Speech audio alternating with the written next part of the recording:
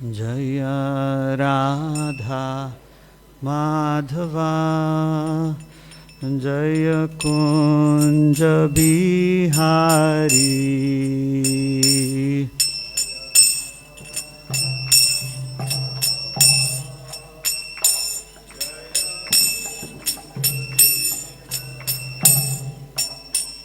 Jaya Radha Madhava Jaya Kunja Bihari.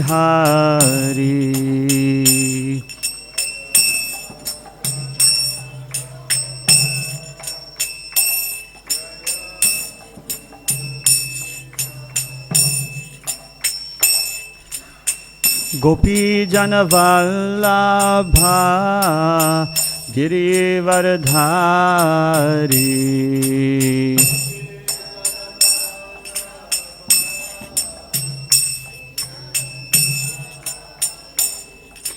Gopi Jana Vallabha Girivardhari.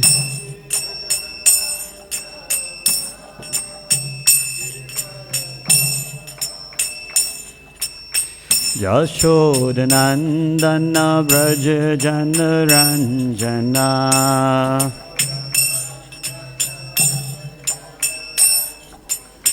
Yashodanandana Braja Jana Ranjana.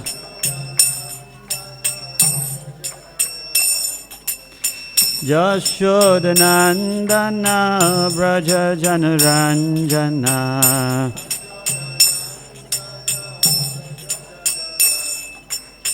Yamuna Tira Vanachari.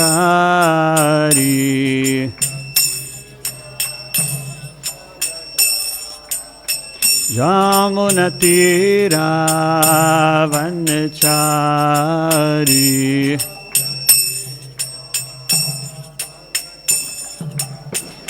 Jaya Radha Madhava Jaya Kunja Bihari.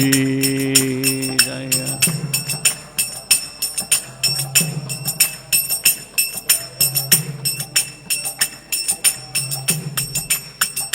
Hare Krishna Hare Krishna Krishna Krishna Hare Hare Hare Rama Hare Rama Rama Rama Hare Hare.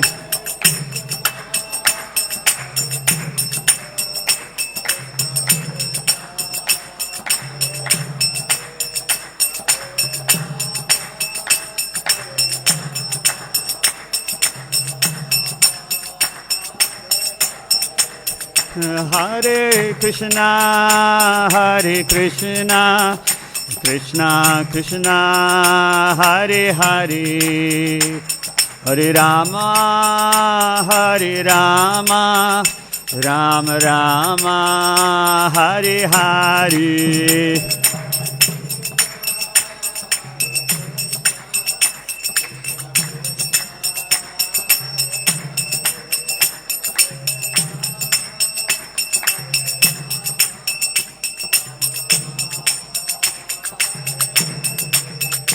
Hare Krishna Hare Krishna Krishna Krishna Hare Hare Hare Rama Hare Rama Rama Rama Hare Hare.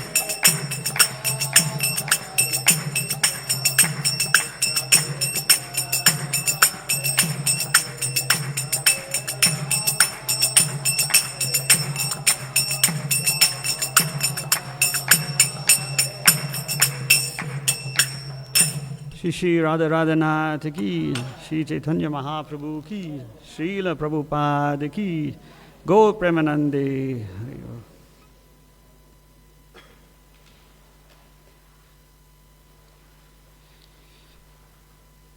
Om Gana Timirandhasya Gyananjana Shalakaya चक्षुरुन्मिलितं येन तस्मै श्रीगुरवे नमः। श्रीचैतन्यमनोभीष्टं स्थापितं येन भूतले स्वयं रूपा कदा मह्यं ददाति स्वपदान्तिकम्। हे कृष्ण करुणा सिन्धु दीनबन्धो जगत्पते गोपेश गोपिका कान्ता राधाकान्त नमोऽस्तुते। तप्त कंचन गौरंगी राधे वृंदावनेश्वरी वृषभानुसुते देवी प्रणमामि हरिप्रिये। वंशकल्पतरुभ्यश्च कृपा सिन्धुभ्येव च पतितानां पावनेभ्यो वैष्णवेभ्यो नमो नमः। जय श्री कृष्ण चैतन्य प्रभु नित्यानंद श्री अद्वैत गदाधर शिवासरि गौर भक्त वृंद। हरे Krishna Krishna Krishna Hare Hare Hare Ram Ram Ram Hare Hare.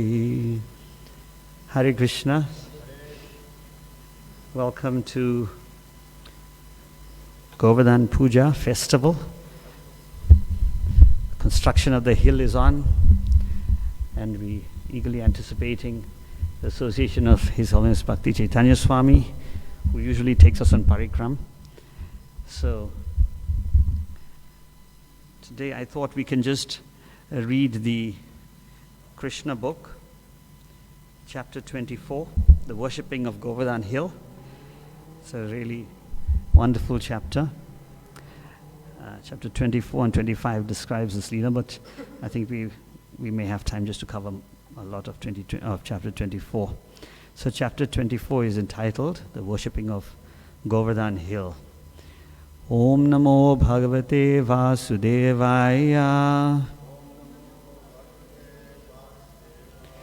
Om Namo Bhagavate Vasudevaya. Om Namo Bhagavate Vasudevaya.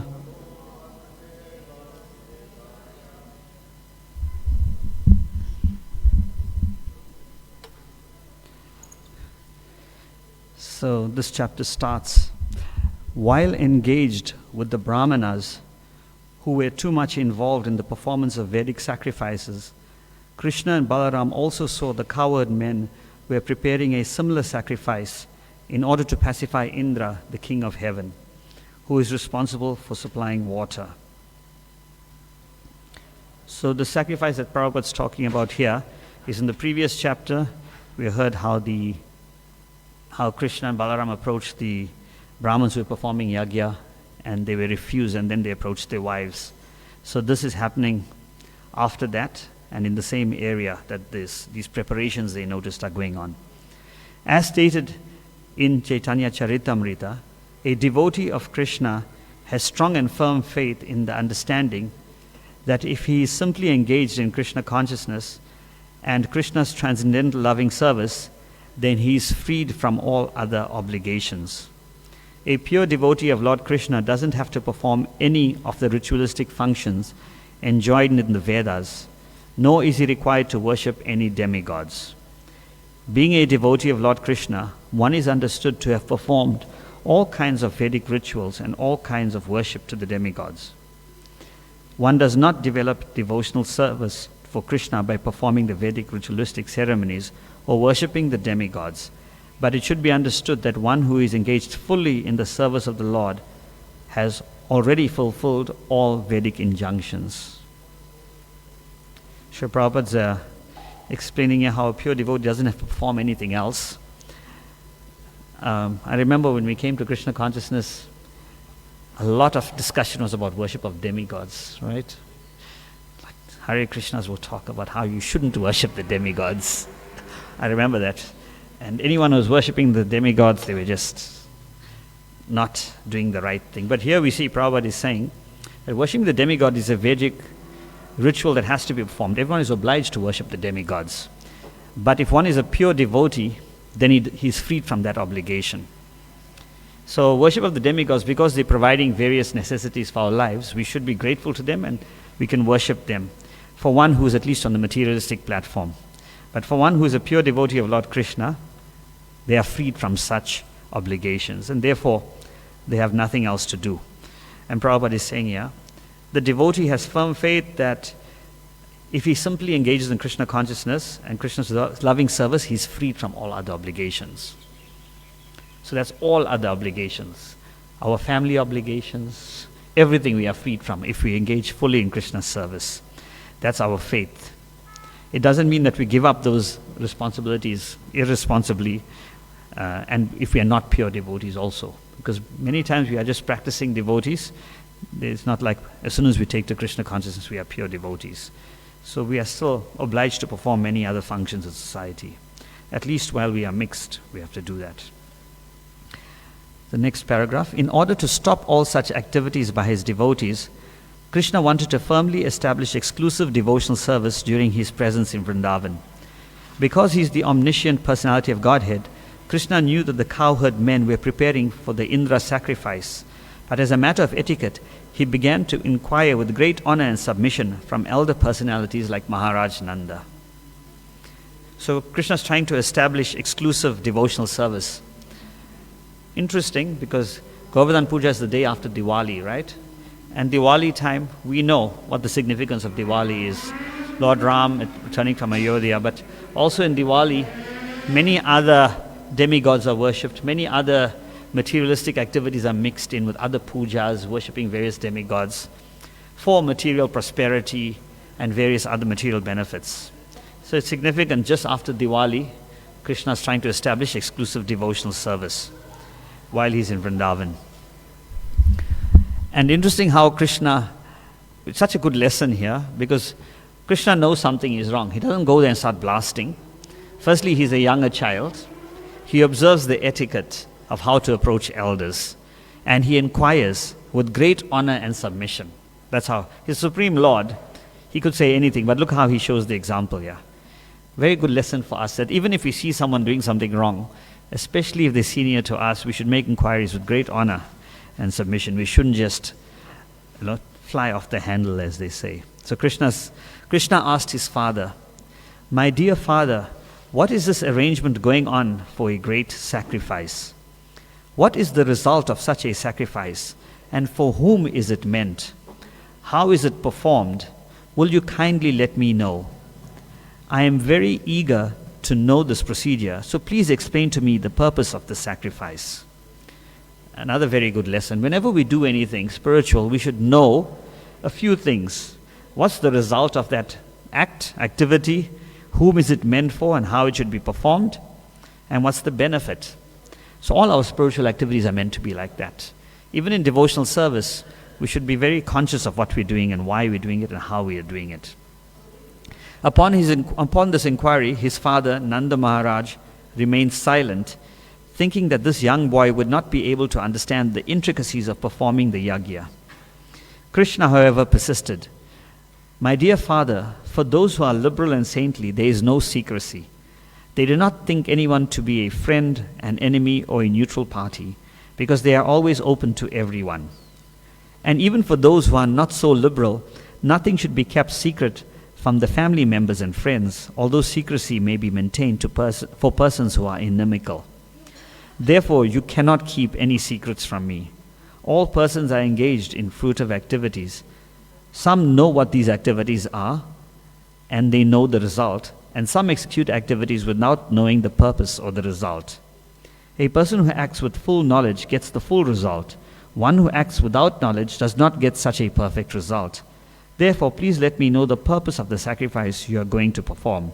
Is it according to Vedic injunction, or is it simply a popular ceremony? Kindly let me know in detail about the sacrifice. So Krishna didn't give Nanda Maharaj any room to maneuver. You can't keep secret. I'm not inimical to you. I'm your friend, so you can't keep secret. So if you're a liberal person, you should tell me. If you don't tell me, it means you're not being liberal. But even if you're not liberal, I'm a family member. You can't keep secrets from family members. Every angle Krishna gave him. Young boy talking like this. And then he makes an important point. If we know many people are engaged in fruitive activities, various ritualistic activities, and if we know the result, we get the full. If we know the purpose or the result, we get the full benefit. And if we don't know, we don't get the full benefit. That's a very important point to understand. We should understand the benefit of everything we are doing and not just ritualistically do things. And then Krishna introduces, is this a Vedic sacrifice or some traditional ceremony? Something you just did for a while in your family. On hearing this inquiry from Krishna, Maharaj Nanda replied. He's forced to reply, you can see. My dear boy, this ceremonial performance is more or less traditional. Because rainfall is due to the mercy of King Indra, and the clouds are his representatives, and because water is so important for our living, we must show some gratitude to the controller of this rainfall, Maharaj Indra. We are arranging, therefore, to pacify King Indra, because he has kindly sent us clouds to pour down a sufficient quantity of rain for successful agricultural activities.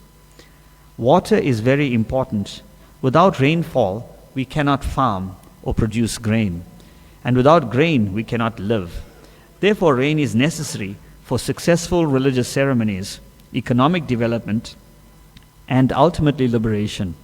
So we should not give up this traditional ceremonial function. If one gives it up, being influenced by lust, greed, or fear, then it does not look very good for him. So Nanda Maharaj is making a very good argument. They are Vaishyas, they keep cows, they cultivate the land. And of course, for anyone who's doing that occupation, rainfall is very important. It's important for all of us actually. Maybe because we don't farm, we don't see the immediate necessity. I know some of my nieces and nephews, we ask them, where does food come from? They said, from the supermarket. Right? You think that because you don't get to experience actual growing of food. But actually all of us are fully dependent on the rain and the food being grown and for everything else that nature provides. After hearing this, Krishna, the Supreme Personality of Godhead, in the presence of his father and the elder cowherd men of Vrindavan, spoke in such a way as to make the heavenly king very angry. He suggested that they forego the sacrifice. So it's important why Krishna is making Indra angry. So Krishna, when he encounters demoniac forces, what does he do? He just kills those demons, right? There's a pastime, he kills all the various demons. We know so many of those demons. But here, Krishna is trying to make Indra angry, and we'll get to understand why. He suggested that they forego the sacrifice. His reasons for discouraging the sacrifice performed to please Indra were twofold. First, as stated in the Bhagavad Gita, there is no need to worship the demigods for any material advancement. All results derived from worshipping the demigods are simply temporary, and only those who are less intelligent are interested in temporary results. So, whatever the demigods give us, these rainfall, wealth, education, those results are temporary. That means they don't last forever. At the best, they may last till the end of our life. In our next life, those results are gone. So therefore, the first reason Krishna is discouraging this, as stated in Bhagavad Gita, Krishna says the same thing. There's no need to worship them because the results are temporary. And then second, whatever temporary result one derives from worshipping the demigod is actually granted by the permission of the Supreme Personality of Godhead.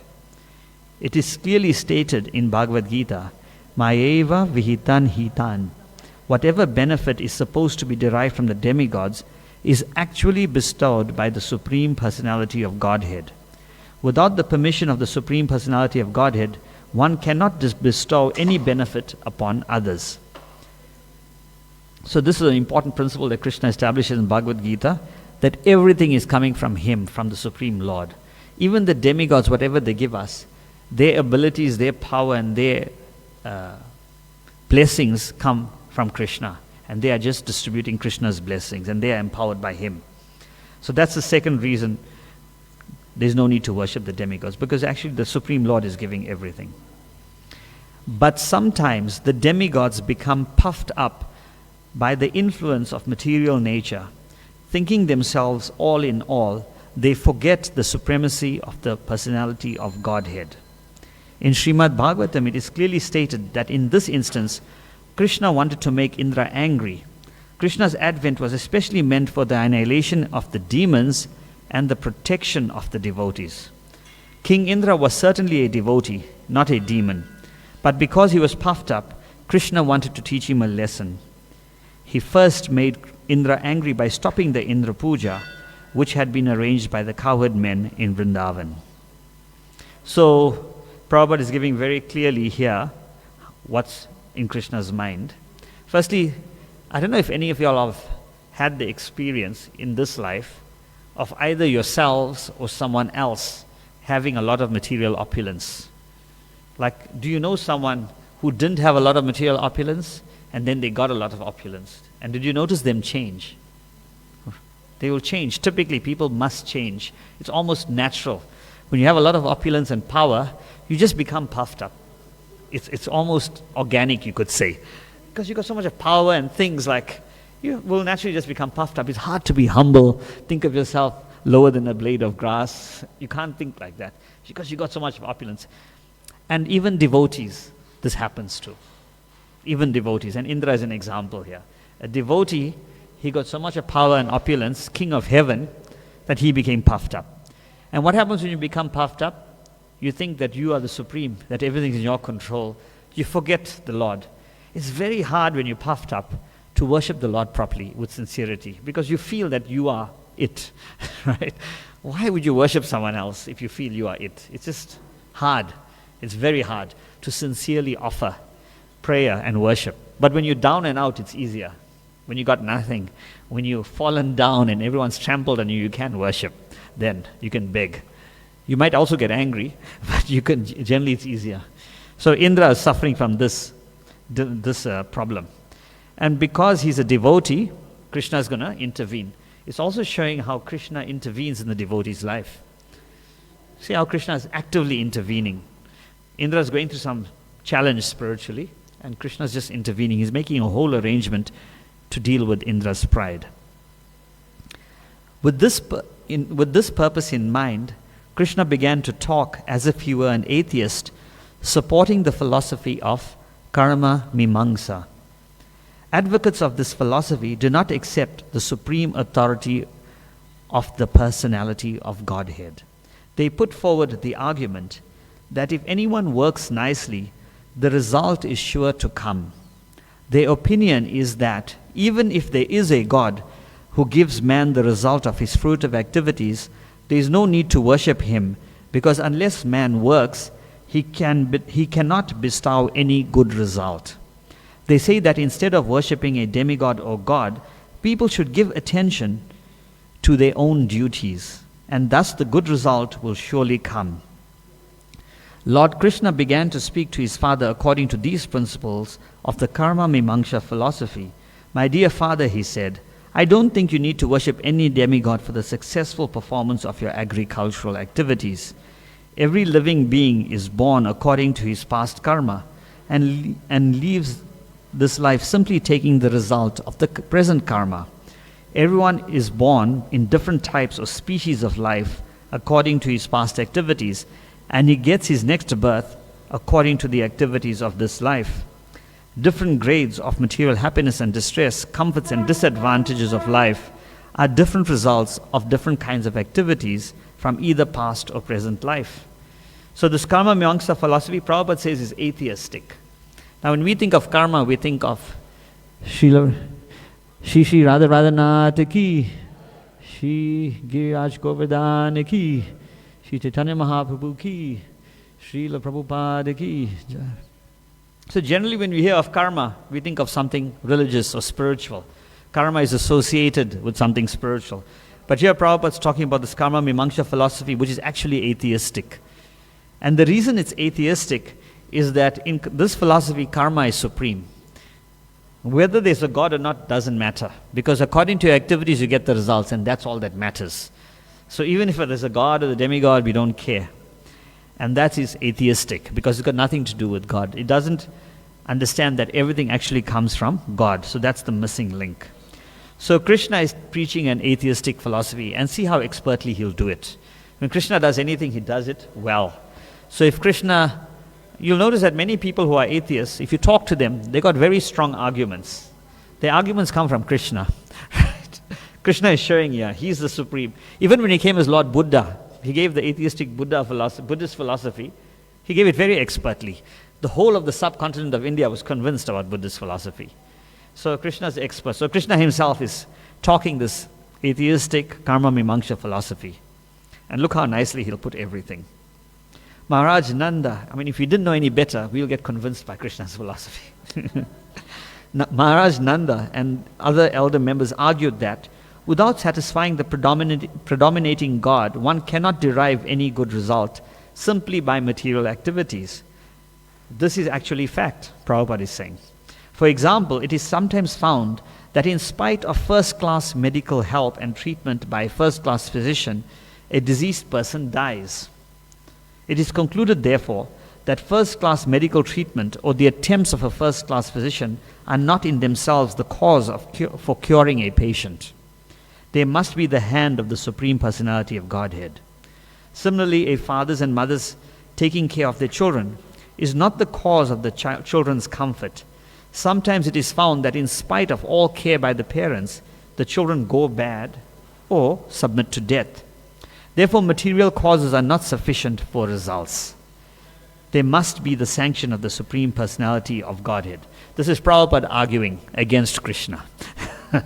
What Krishna is saying, Nanda Maharaj was arguing this point. Nanda Maharaj therefore advocated that in order to get good results for agricultural activities, they must satisfy Indra, the superintending deity of the rain supply. Lord Krishna nullified this argument, saying that the demigods give results only to persons who have executed the prescribed duties. The demigods cannot give any good results to the person who has not executed the prescribed duties. Therefore, demigods are dependent on the execution of duties and are not absolute in awarding good results to anyone. Why should one care about them? This karma mimamsa philosophy is very prominent, especially among the Hindu community. Just do good, be good. Don't have to worry about God. You heard that, right? Just do good, be good. Just do your duty. Everything is found there. But it's actually an atheistic philosophy. There's no room for God or the Supreme Lord in that deity, in that philosophy, And look how Krishna counters. My dear father, Lord Krishna said, there is no need to worship the demigod Indra. Everyone has to achieve the result of his own work. We can actually see that one becomes busy according to the natural tendency of his work. And according to that natural tendency, all living entities, whether human beings or demigods, achieve their respective results. All living entities achieve higher or lower bodies and create enemies, friends, or neutral parties only because of their different kinds of work. One should be careful to discharge duties according to his natural instinct and not divert attention to the worship of various demigods. The demigods will be satisfied by proper execution of all duties, so there is no need to worship them. Let us rather perform our prescribed duties very nicely. Actually, one cannot be happy without executing his prescribed duty. One who does not, therefore, properly discharge his prescribed duties is compared to an unchaste wife. The proper prescribed duty of the Brahmanas is to study the Vedas. The proper duty of the royal order, the Kshatriyas, is engagement in protecting the citizens. The proper duty of the Vaishya community is agriculture, trade, and protection of the cows. And the proper duty of the Sudras is service to the higher castes, namely the Brahmanas, Kshatriyas, and Vaishyas. We belong to the Vaishya community, and our proper duty is to farm, trade agricultural produce, and protect the cows or take to banking. So Krishna is saying, just do your prescribed duties. There's no need to do anything else. And we hear this often, just do your duty. Now it's added, be a good father, be a good husband, be a good wife, be a good uncle. All those things, those duties are added on to these overall duties for the Varnas. Krishna identified himself with the Vaishya community because Nanda Maharaj was protecting many cows and Krishna was taking care of them. He enumerated 4 kinds of business engagements for the Vaishya community, namely agriculture, trade, protection of cows, and banking. Although the Vaishyas can take to any of these occupations, the men of Vrindavan may engage primarily in the protection of cows. Krishna further explained to his father, this cosmic manifestation is going on under the influence of the three modes of nature, goodness, passion, and ignorance. These three modes are the causes of creation, maintenance, and destruction. The cloud is caused by the action of the mode of passion. Therefore, it's the mode of passion which causes rainfall. And after the rainfall, the living entities derive the results. Success in agricultural work. What then has Indra to do with this affair? Even if you do not please Indra, what can he do? We do not derive any special benefit from Indra. Even if he is there, he pours water on the ocean also, where there is no need of water. So he is pouring water in the ocean or on the land. It does not depend on our worshipping him. As far as we are concerned, we do not go to another city or village or foreign country. There are palatial buildings in the cities, but we are satisfied living in the forest of Vrindavan. Our specific relationship is with Govardhan hill and Vrindavan forest and nothing more. I therefore request you, my dear father, to begin a sacrifice which will satisfy the local Brahmanas, the Govardhan hill, and let us have nothing to do with Indra. So Krishna is saying, Indra is pouring rain anyway, where people are not worshipping him. So even if you don't worship Indra, rain is falling. Even on the ocean where there's no need of water, the rain is falling. So therefore there's no need to worship Indra. And Krishna says, our job is we don't go to other places. We are living here, and our relationship is with Govardhan hill and the Vrindavan forest, nothing else. So let us satisfy the local Brahmanas, Govardhan hill, and have nothing to do with Indra. So that's what this Govardhan Puja is, to satisfy Indra and the Brahmanas and the cows. After hearing this statement by Krishna, Nanda Maharaj replied, my dear boy, since you are asking, I shall arrange for a separate sacrifice for the local Brahmanas in Govardhan hill. But for the present, let me execute the sacrifice known as Indra Yagya. So Nanda Maharaj tries to defer it. We do that as parents, right? Child wants something, you say, okay, let me sort this out, I'll sort your thing out later. So Krishna asked for this other sacrifice. Nanda Maharaj saying, let me do Indra Yagya, and then I will do this other sacrifice that you request. But Krishna replied, my dear father, don't delay. The sacrifice you propose for Govardhan and the local Brahmanas will take much time. Better take the arrangement and paraphernalia you have already made for the Indra Yagya and immediately engage them to satisfy Govardhan hill and the local Brahmanas. You can see how Krishna is trying to antagonize Indra. Don't wait. Whatever you got for Indra, use that for Govardhan and the Brahmanas. Maharaj Nanda finally relented. You can see Krishna was a spoiled child. He got whatever he wanted. Ordinarily, this wouldn't happen. If a whole village is engaging in a major sacrifice, they won't just listen to a small boy. But Krishna had superpower and influence here. So Maharaj Nanda relented. The cowherd men then inquired from Krishna how he wanted the yagya performed, and Krishna gave them the following directions. So this is how you perform Govardhan Puja. Krishna is telling himself, prepare very nice foods of all descriptions from the grain and ghee collected for the yagya. So whatever they collected from Indra Yagya, for Indra Yagya, they're going to take all that grain and ghee, and they're going to prepare rice, dal, then halava, pakora, puri, and all kinds of milk preparations, such as sweet rice, rabri, sweet ball, sandesh, rasgulla, and laddu. And invite the learned Brahmanas who can chant the Vedic hymns and offer oblations to the fire. The Brahmanas should be given all kinds of grain in charity. Then decorate all the cows and feed them well. After performing this, give money in charity to the Brahmanas. As far as the lower animals are concerned, such as dogs, and the lower grades of people, such as chandalas, or the fifth class of men who are considered untouchable, they can also be given sumptuous prasadam. After nice grasses have been given to the cows, the sacrifice known as Govardhan Puja may immediately begin. This sacrifice will very much satisfy me. So, that's why we don't fast on Govardhan Puja. It's a feasting festival. Most festivals we fast, right? This festival is collecting everything and feasting and offering to the Brahmanas and feeding them well and the cows. And Krishna is specifically mentioning lower grades, animal and people. Everyone should be fed. in this. So generally when Vedic sacrifice was done, the Brahmanas were fed and the Brahmanas were worshipped and the Brahmanas are given sacrifice. But in this yagya, everyone should be fed, even dogs and cats, everyone. It's showing how the whole of society was okay, I think Prabhupada will mention. In this statement, Lord Krishna practically described the whole economy of the Vaishya community.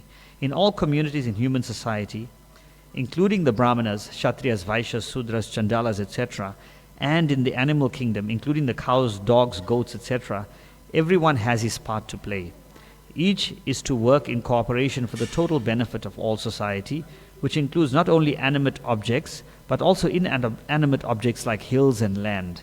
The Vaishya community is specifically responsible for the economic improvement of the society by producing grain, by giving protection to cows, by transporting food where needed, and by banking and finance. So we're hearing a lot about the duties of the Vaishya. But the Vaishya was not just for self-enrichment. A lot of the business community we see now is for exploitation, enrichment of themselves and their families and their associates. Here the Vaishyas were also always considering society. They were responsible for economic development of the whole of society, and everyone had their part to play. From this statement we learn also that although the cats and dogs, which have now become so important, are not to be neglected, cow protection is actually more important than protection of cats and dogs. So in today's society, cats and dogs are important, right? Everyone loves cats and dogs more than people, right? People don't have people in their lives, but they have a cat or dog living with them. Cats and dogs are super important. And I don't know if you see the vets and the diseases that dogs are diagnosed with. Their CT scans, cancer, arthritis, rheumatism, all that is known for animals now because they're so important. They are very important for society currently. Much more than cows. But Srila Prabhupada is emphasizing cow protection is much more important. But everyone is important in society, but cow protection is especially important. Another hint we get from this statement is that the Chandalas, or the untouchables, are also not to be neglected by the higher classes and should be given necessary protection. Everyone is important, but some are directly responsible for the advancement of society and some are only indirectly responsible. However, when Krishna consciousness is there, then everyone's total benefit is taken care of. So many people have the misconception that the lower castes in the Varnashram system are exploited and neglected. And it's not like that at all. Prabhupada is saying everyone has their role, and the lower caste, like the Chandalas, the Sudras, they're given protection by the higher castes. So they are looked after. Like how you would look after a dog, you take care of it. So you give it protection, and you give it shelter, and you give it food. It's not given independence. Like how you give protection to a child. Child doesn't know better, so you give protection. You tell them what to do, you guide them, but you bring them up and you look after them. Similarly, the lower castes in the Vedic system, they were protected by the higher castes. They were not exploited in any way. So they were protected, and they were free from anxiety, knowing that they had someone to take care of them. The sacrifice known as Govardhan Puja is observed in the Krishna consciousness movement. Lord Chaitanya has recommended that since Krishna is worshipable, so his land, Vrindavan and Govardhan Hill, is also worshipable. To confirm the statement, Lord Krishna says that Govardhan Puja is as good as worship of him.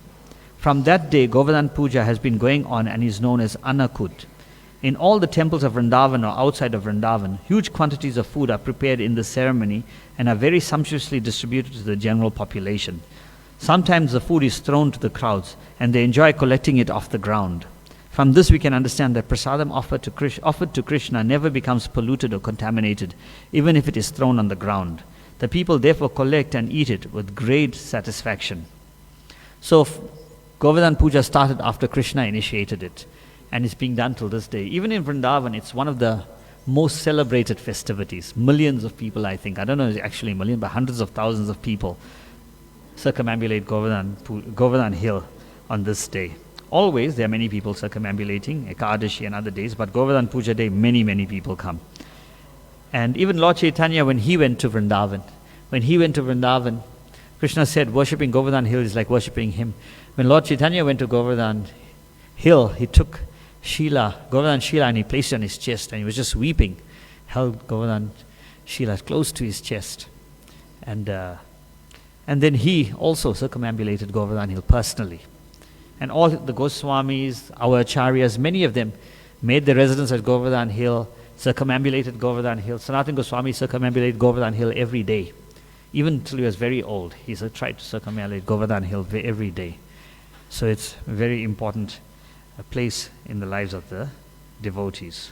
From that time on, it's celebrated. Actually, Lord Chaitanya was given a Shila as a gift. I can't remember by whom, I don't know if it's mentioned. He was given a Govardhan Shila, which he wrapped in a string and he wore around his neck. And every time he was feeling separation from Krishna, he would touch it to his head and his eyes. And continuously he had that Govardhan Shila around his neck.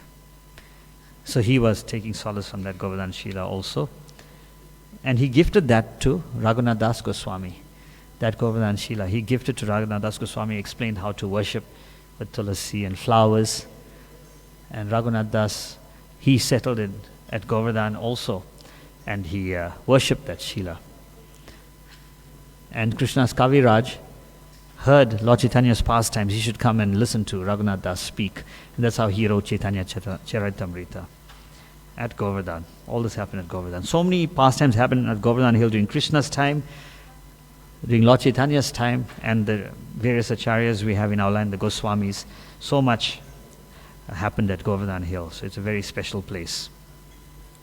The Supreme Personality of Godhead, Krishna, thus advised the coward men to stop the Indra Yagya and begin the Govardhan Puja in order to chastise Indra, who was very much puffed up at being the supreme controller of the heavenly planets.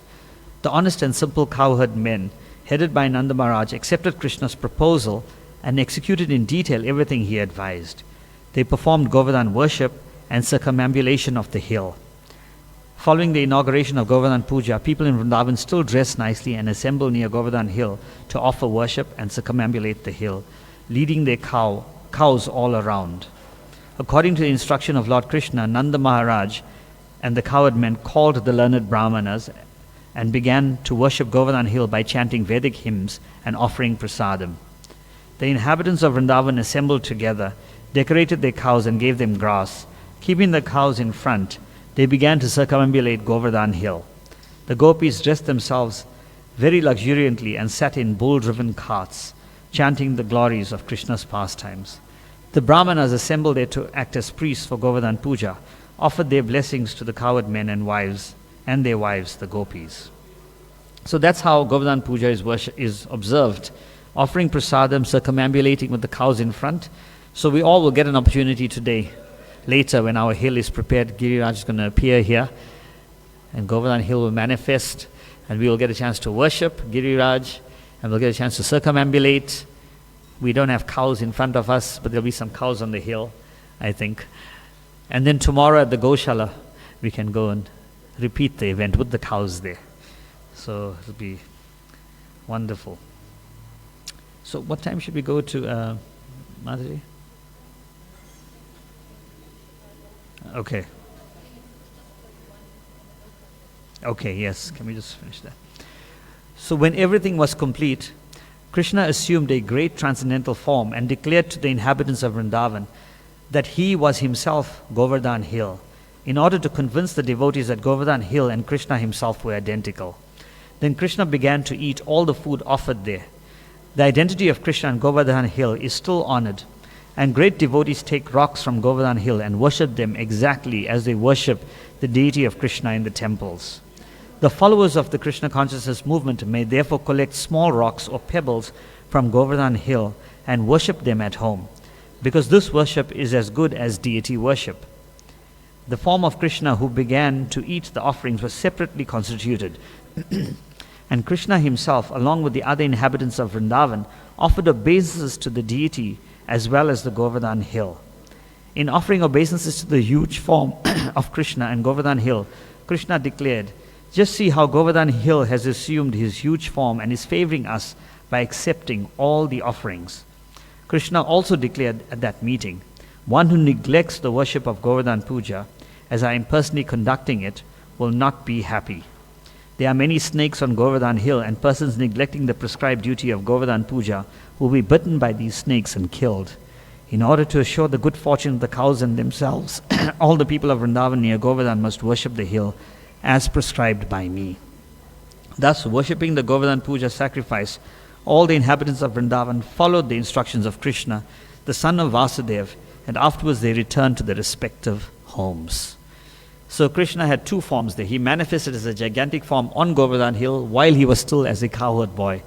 And he offered obeisances to himself. Right? He offered obeisances. They all, the residents of Vrindavan and Krishna the cowherd boy, offered obeisances to Govardhan hill and the form of Krishna, form of Govardhan on the hill. And so Govardhan was worshipped, and then everyone went home. So we are following in the footsteps of the residents of Vrindavan and trying to remember and reenact those same pastimes. And of course, Krishna is merciful. When he accepted all the offerings, in the pastime, he accepts all the offerings and then he asks for more, and then they prepare more, and then he accepts again, and then they ran out of everything. Krishna kept saying he wanted more, and the brahmanas offered him a tulsi leaf and he was satisfied. But after that, all those offerings manifested again, and then they all accepted that prasad and they offered to everyone. So similarly, we'll have the same opportunity today from the hill to offer everything to Giriraj and then honor that prasad. Shri Giriraj Govardhan ki jai. Any comments or questions? Srila Prabhupada ki